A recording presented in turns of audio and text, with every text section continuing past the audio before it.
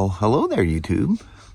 Welcome to a beautiful, 56 degree Wednesday, the 21st of June.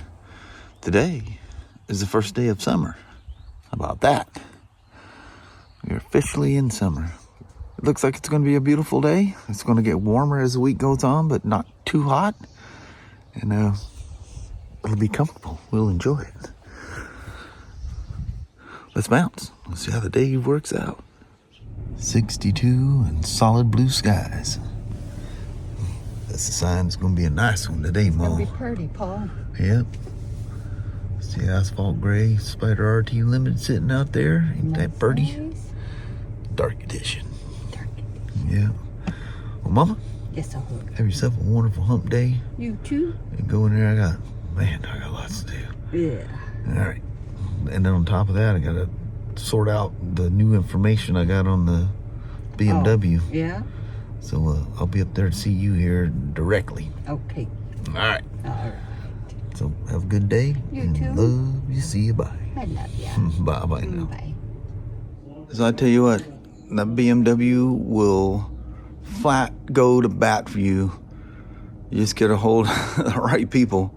So that case file for that GSA yesterday in the Ride Modes Pro flash, he got on the case this morning. So we've been bouncing back and forth. Sent me a bunch of literature on how the whole process goes, from guy coming in and saying I want this done, just to make sure we were clear. See, the problem here is we order everything with everything on it. This guy bought this thing over on the Oregon side, I think, and it was a base model. It's just, to the bone, a base model. And it didn't even have the ESA suspension, which I don't know we've never seen one without it. But anyway, so we're not familiar with that in these upgrades because everything we sell has them on there. And anyway, so battling again, back and forth. So Kelly ends up with the part side of BMW, talks to them. Come to find out, the guy had another dealer up north download all the files because he was going to go up there and have them do it. Well, he ended up not going. The reason we're not getting all the files is you can't perform the download twice. So I was missing some key files. And we keep trying to, the parts director keeps trying to order, and it says send unsuccessful. That's what it kept saying. So Kelly gets a hold of the tech line for the parts division. So they're digging. They can't figure out. They go, no, this works. And she goes, hold on. So she digs around a little bit, calls Kelly back, and says, yeah, you can't download it twice. I can see your dealer number is a different from the one that's actually already downloaded the files. That's why we had a problem. So we weren't getting all the files because it wasn't going through successfully. There was a couple of extra things that needed to be added that it was not letting it go. And the one that lets it go is kind of a base file, but you need the other things to make it work. So, yeah. The hours spent between myself, the parts director, and Kelly is nuts. But there it is. I had another dealer do it. So he either needs to have that dealer cancel all that stuff because you don't get charged for it until it actually gets installed on the bike. So either needs to have them cancel it or take it up. I think Tacoma or something. Take it up and have them do it because they own all the files right now. This is, what is this, a 2015 R1200R. She's getting the big 48K service. It's a big one. Well, hey there, my cute little gal. Sitting in here, just being all quiet. She probably feels happy being among other Harleys and motorcycles in general. But look what my son, he told me he had this. But we took an exit off the freeway. We kind of did this meet close by. This is another set of rings that in every way are the correct shape and will work in this. But my son was able to get a hold of some old some new old stock rings. Well, they were set for the offset locating pins, but this one has a dead center locating pin, so it took some serious handcrafting to make it work, which these have the ones that are made for the off-center pin. So these would have to be modified to work. But they, in every way, they're exactly the correct size. And I just dropped them. This is the injector nozzle, and he just took it off and just sealed it off completely, which is fine. I'll never put the injector back on it again. But this, set this aside here. Oddly enough, I had this nasty, dirty rag. Oh, that's one other thing. This is, it's either for the stock brake or the stock clutch. This is the pin that you use to hold the cable in. But my son built one for the clutch. But this is part of it. So I think it was the stock brake or something. I'm not sure, because he got a aftermarket one that just works normal, like things do, like they are nowadays. Set this down here. And yes, she has some little potty pads underneath there. This, he told me that right away. The tranny drain, the washer's like half or less the thickness of what the stock one was. And it didn't seal quite right. I'm going to back that thing out a little bit and see what the size is. I think one of those thin BMW sealing washers, probably one for like a S1000 or something like that, seems to be about the right size. And the same thing with the tranny fill, but it's not under any pressure. It's just oil splashing around in the transmission. It has nothing to do with the motor. If you guys know about two-strokes, it gets all the lube for the crank and everything through the premix, or previously the injector. But this is the brake switch. It was working. It just got taken off and misplaced when they were doing the blasting and powder coating. That's the stock switch. So I'm standing there talking to him on the side of by this RV place, the big parking lot thing there. Standing there by the side of the road and playing with this thing. I look at my hands. I go, oh, Lord. And I go, where am I going to put that in the MDX? And anyway, I look in the door, and this rag, just as you see it, why I had a nasty old rag like that inside that MDX at any point, I have no idea. I was probably doing something, and it was in my pocket, and I just threw it in there. But there she is. Look how it's got an adjuster on one side, so you can change the tension on how it hits the little stopper down here, on the pedal, hits the plunger. But we'll get that wired in so it'll have a regular brake light. He says that he ran the wires up for the front brake light switch. He goes, if you take the heat shrinking off there, you'll see it's damaged beyond repair. Plus the stock perch brake lever housing is just all but, it doesn't exist. So you'd have to find it somewhere. But which is probably the same as, they had 125s and 250s and stuff like that back then. I think they use the same switch. In fact, I think some of the Sportsters and stuff were using the same switch clusters. But so on that, I'm going to show you a little something. This is a video, Ryan's friend that helped a lot with this. It took of Ryan riding this thing when they first had it completely together. He had to, it was making some crazy rattling noise. It was missing the stock pad that holds the back of the tank. And he said he found something off of an old Honda or something that was rubber instead of this kind of foam pad. But you'll hear the thing buzzing. He's even complaining about it buzzing. It was, really loud. It was buzzing on that tank. And as you know, we rode it. It's not that way at all. But that's before he fixed it. So I'll run this little video.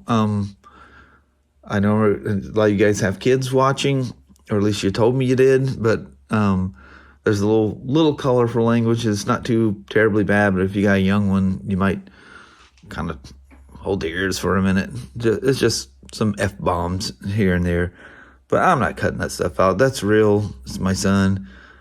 And you guys that know me know I kind of talk the same way when I'm around all them people. I just don't do it on video or with customers or anything like that. But anyway, let's play this little clip. You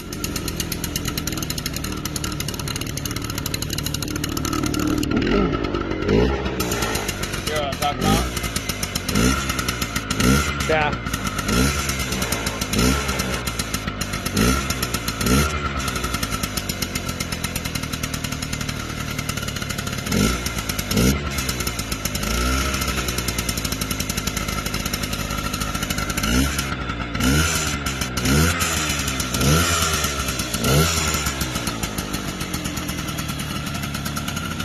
Looks badass, dude. Fuck yeah.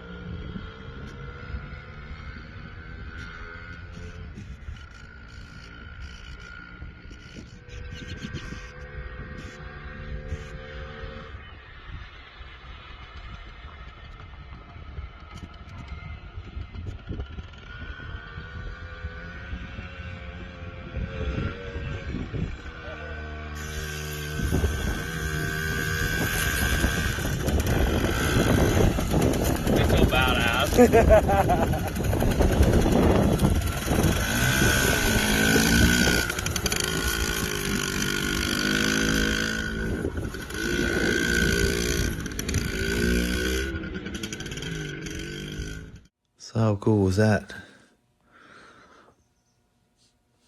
Love this little motorcycle. My very first motorcycle, and here it sits before me. So that dream that I thought I had, it wasn't a dream. It was that morning after, you remember they shot me down the tunnel and they gave me whatever it was. I was still just loopy as heck. And I just thought that was a dream. It wasn't. But anyway, I got one last thing to show you here, and then we'll do a goodbye. So hang tight.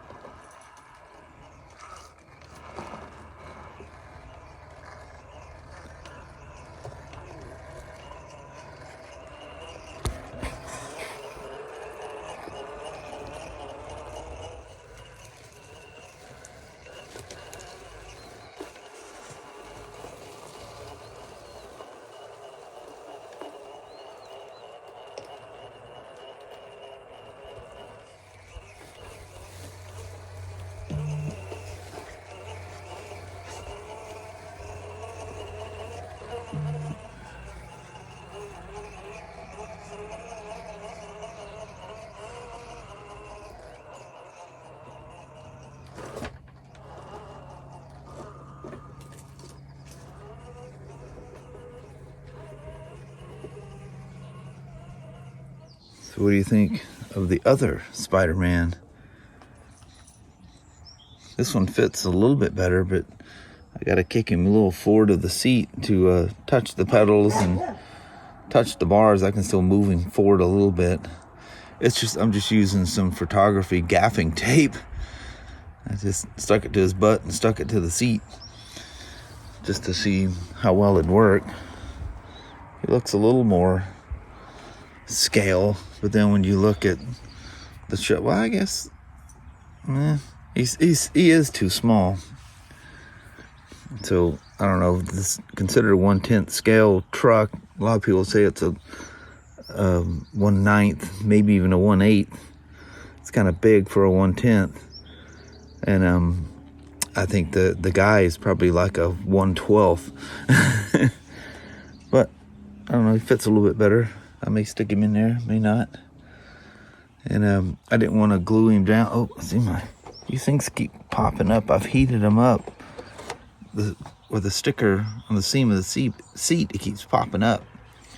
Well, if I shoe glue him in there, he's gonna, and I decide I don't like it, it's gonna pull the sticker up out of the seat, which is supposed to look like upholstery. But I don't know. I think it's better with something in it than not in it. But there we are. I just pulled him out of the package here before I walked out to talk to you guys about the brake light switch and stuff. I opened the first one like right away, and then he's moved around a little bit. But see, with his hands there, I could put a groove in there and actually make him, cut just enough a groove in his hand that he'll grip the steering wheel. And just set him in there, mess around with it. I could probably shim the steering wheel. I guess you could, but that would look kind of funky too. Shim it so that it comes back a little further. But anyway, that's what I want to show you. The actual SCX 10.3 early Ford Bronco. Well, hello there, YouTube. Well, at least it's in the 70s out here tonight. Yes. First time in a long time. Just come out here and be nice, comfortable, not much wind. That always cools things off regardless of what the temperature is. Which is really good when it's really hot. Yes. So we do need some wind. Yeah. But anyway, that's cool. Met a family from California that was up visiting their daughter and son-in-law. I think I got that right. That just moved to, well, I'll just say in Oregon. Yes. They got a new house.